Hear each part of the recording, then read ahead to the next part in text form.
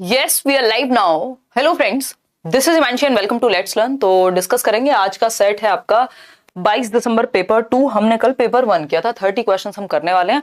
और सभी को गुड इवनिंग, नमस्कार, राम राम, सत श्री अकाल, अस्सलाम वालेकुम, what you feel connected with. तो स्टार्ट करेंगे। होपफुली ये सेशन अभी लाइव है, कुछ तो लाइव होने में टाइम लग रहा था। यस, चलिए खैर आते हैं। और आज कुछ चांसेस थे छुट्टी के, हमने सारे चांसेस को साइड कर दिया क्योंकि अभी एग्जाम तक कोई भी बात नहीं सुनी जाएगी इन बिटवीन। कल संडे है, वैसे ही छुट्टी रखनी पड़ेगी।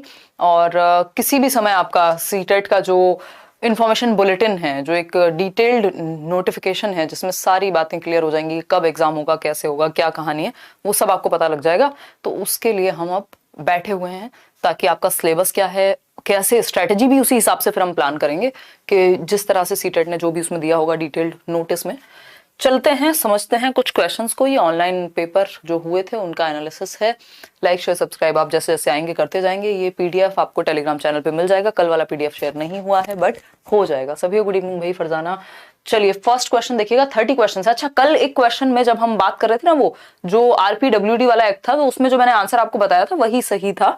और क्योंकि बोर्ड ने वही माना है, वो ज्यादा डिटेल्ड आंसर है। गलत पर्सन्स विद डिसेबिलिटीज भी नहीं था क्योंकि आरपीडब्ल्यूडी एक्ट ही है नाम, लेकिन इनकी अपनी मर्जी होती है कि थोड़ा सा इंक्लूसिव आंसर की तरफ ज्यादा जाते हैं अगर इस तरह की सिचुएशन आती है, क्योंकि ईयर मेंशन्ड नहीं था वहां पे। ठीक है ना। तो क्वेश्चन नंबर 1 देखिएगा एक बार। क्वेश्चन नंबर 1 क्या कहता है आपका? असर्शन यानी कथन और कारक वाले क्वेश्चंस इस बार पूछे गए हैं। ये नए तरह के क्वेश्चंस हैं जो पहले कभी टीचिंग एग्जाम्स में रेयर ही देखने को हमें मिले हैं। तो फटाफट से समझेंगे। हाँ, अच्छा, कोई कह रहा है रोज आप इतना क्या कह रहे हो, टाइम से आती हो? हाँ, एकदम टाइम से आती हूँ। जरा आज लेट हो गए हम लोग। ईवीएस होने वाला था आज, बट कुछ कारणों की वजह से मैंने सोचा चलो आज सीडीपी कर लेते हैं। मंडे ईवीएस कर लेंगे, या मंडे हो सकता है आपका 3-4 घंटे का सेशन हो, वो जो फुल एनालिसिस है, या तो मंडे रखेंगे या ट्यूसडे। चलिए खैर आइए फटाफट समझते हैं। अगर हम बात करें क्वेश्चन नंबर 1 की, तो एक कथन है, humans are able to learn and remember new things in motor and cognitive domains throughout their life span. यानी मानव अपने पूरे जीवन काल के दौरान गत्यात्मक और संज्ञानात्मक क्षेत्रों में नई चीजें सीखने और स्मरण रखने के योग्य है। यानी जो व्यक्ति का जीवन है तो वो मोटर स्किल्स भी सीख सकता है अपने टाइम के साथ। आप कोई स्पोर्ट्स, मान लीजिए आपको 20 की उम्र में आपने कभी लॉन टेनिस नहीं खेला, आपका मन किया 35 में सीख सकते हैं, तो मोटर स्किल्स भी आप टाइम के साथ सीख सकते हैं एज अ ह्यूमन बीइंग। और कॉग्निटिव डोमेन्स में भी, यानी आप अपनी संज्ञान को, अपनी समझ को, कुछ लोग होते हैं ना जिन्हें इंटरेस्ट होता है पढ़ने में, सीखने में, जानने में, तो वो एज के साथ भी चीजें सीख रहे हैं, अपने आप को फिलॉसफी पढ़ रहे हैं, साइकोलॉजी पढ़ रहे हैं, जरूरत नहीं है फिर भी पढ़ रहे हैं, है ना। मेरे जैसे भी हो सकते हैं कुछ इस तरह के लोग। तो अगर हम बात करें, देख रहे हो तारीफ कर रही हूं, गत्यात्मक और संज्ञानात्मक क्षेत्रों में हम क्या कर सकते हैं? Throughout our life span काम कर सकते हैं, सीखते रह सकते हैं। ये ह्यूमंस में एबिलिटी होती है। बात तो सही लग रही है सुनने में। इसका रीजन क्या दिया है?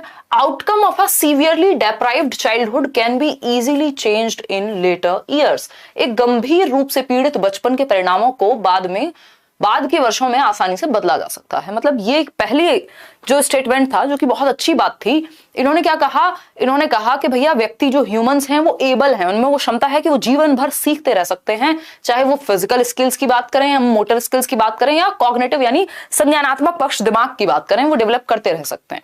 लेकिन इसका मतलब ये बिल्कुल भी नहीं है, इसका रीजन ये नहीं है कि अगर बचपन के एक्सपीरियंसेस बच्चे के खराब हो गए हैं, एक डेप्राइव्ड चाइल्डहुड है, तो उसका जो रिजल्ट है वो बाद में ठीक किया जा सकता है। अगर बच्चे को बचपन में माल न्यूट्रिशन का शिकार हो गया, वो मतलब कुपोषण का शिकार हो गया, कोई बीमारी हो गई, कोई घटना घट गई बचपन में, या कोई और चाइल्ड अब्यूज का शिकार हो गया, तो वो जीवन भर उसका पीछा नहीं छोड़ेगी। वो चीज इतना इजी नहीं होता उसको टैकल करना, और बहुत सारे केसेस में उसको ठीक भी नहीं किया जा सकता। तो हम ये नहीं कह सकते कि जो आपके अर्ली ईयर्स के एक्सपीरियंसेस हैं, जो बच्चे का बचपन है बेसिकली, वो बहुत ही जरूरी है 10-12-15 साल तक, तो वो बहुत ज्यादा जरूरी है। अर्ली ईयर्स उसके आगे तक काम आएंगे, वो बेस का काम करेंगे। तो हम यहां ये बिल्कुल नहीं कह सकते कि जो बचपन में डेप्राइव्ड है जिस चीज के लिए वो चीज बाद में आसानी से ठीक की जा सकती है।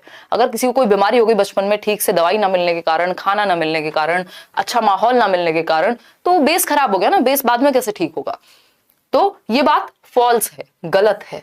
ठीक, ये बात सही थी कि हम में सीखने की क्षमता है हमेशा के लिए, हमेशा तक हम सीख सकते हैं। लेकिन इसका मतलब ये थोड़ी है भैया बीमारी हो गई कोई, तो है ना, कैंसर आज हुआ है और इलाज कराएंगे जब आप दुनिया से चले जाएंगे, तो वो वाला काम नहीं हो सकता। तो ये ट्रू है, ए ऑप्शन जो ये है असर्शन है, कथन है, वो सही है। इसका कारक या कारण सही नहीं है, तो बोथ ए एंड आर तो नहीं हो सकते, है ना, क्योंकि A is true and R is false, तो C option is the right answer over here. ठीक है, इतनी बात, कोई दिक्कत, कोई परेशानी, कोई दर्द, कोई समस्या बताइए। चलिए खैर आगे बढ़ते हैं, क्वेश्चन नंबर 2 पर चलेंगे। क्वेश्चन नंबर 2 देखिएगा।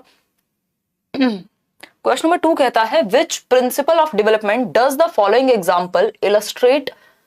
भाई एक एग्जांपल है, इसका क्या मतलब है, विकास के सिद्धांत के बारे में ये जो एग्जांपल गिवन है यहाँ पे, ये क्या कहता है।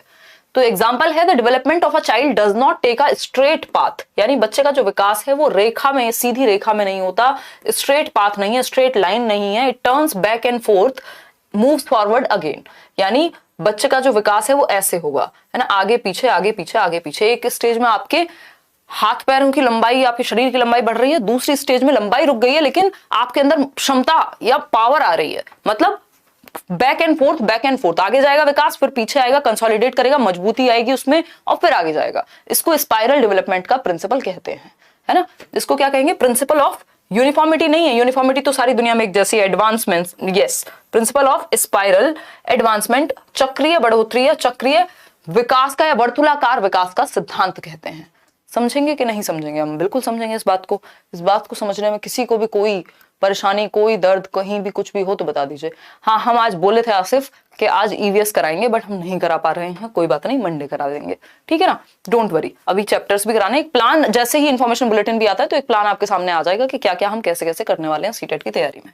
ठीक, अभी जो चल रहा है वो सब काम का ही है, ऐसा तो नहीं है ये काम का नहीं करना, तो हमें ये भी है ना, ये सारे सेट्स लगाने ही है, क्योंकि ऑनलाइन जब पेपर आ चुका है इस तरह का।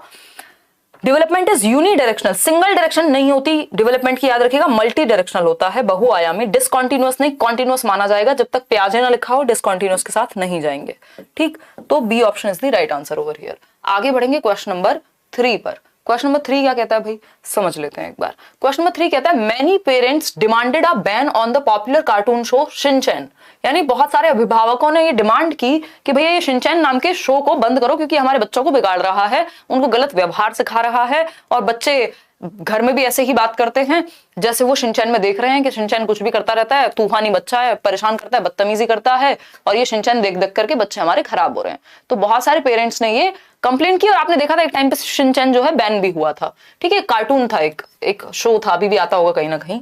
ठीक, as their children were imitating the central characters unruly behaviour, जो सेंट्रल कैरेक्टर था, यानी जो मुख्य, जो उसमें क्या कहेंगे हीरो है एक तरह से उस कार्टून का, शिनचैन, उसके व्यवहार को इमिटेट कर रहे हैं, अनुकरण कर रहे हैं, उसकी नकल कर रहे हैं बहुत सारे बच्चे, कि उसका जो अनुशासनहीन व्यवहार है ना, मेरे को याद नहीं आ रहा एग्जैक्टली, नहीं तो शौर्य होता तो उसको याद रहता है, उसकी लाइंस होती थी शिनचैन की, कुछ जैसी हरकतें वो करता था।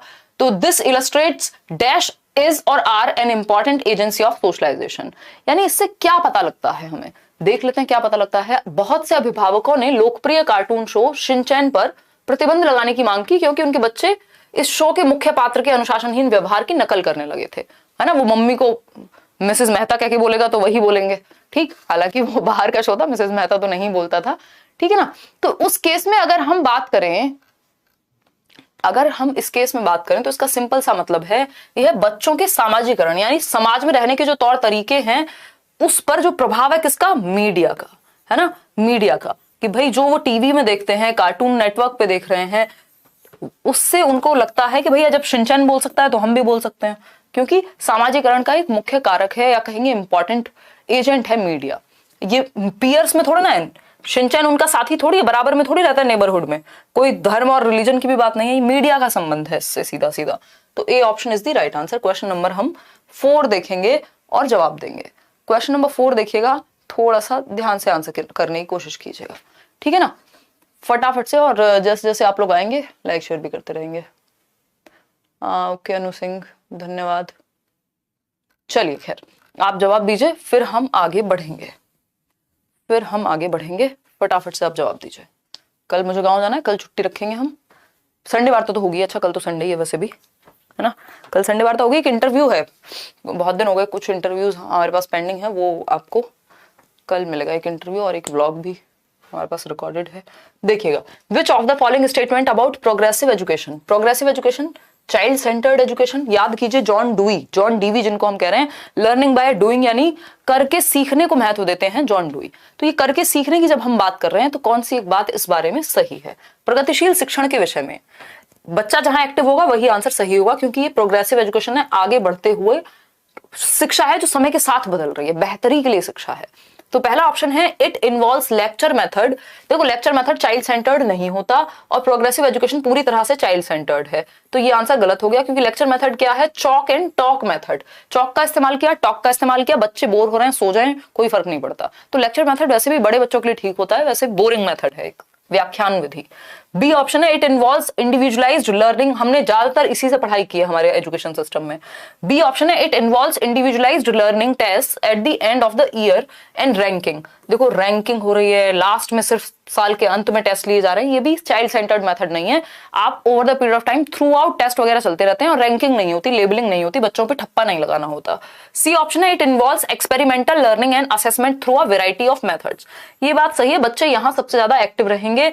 ये चाइल्ड सेंटर्ड है कि डिफरेंट तरीके एक्सपेरिमेंटल लर्निंग और असेसमेंट के तरीके हैं, वैरायटी ऑफ मेथड्स का यूज करके लर्निंग हो रही है। इसमें प्रयोगात्मक शिक्षण तथा विविध विधियों से मूल्यांकन का आकलन शामिल है ना। मतलब डिफरेंट तरीके से हम क्या कर रहे हैं? एक्सपेरिमेंट करा रहे हैं बच्चों को, वैरायटी ऑफ मेथड से सिखा रहे हैं, यानी बच्चा एक्टिव होगा, क्योंकि बच्चों में इंडिविजुअल डिफरेंसेस है तो मेथड्स में भी वैरायटी होनी चाहिए।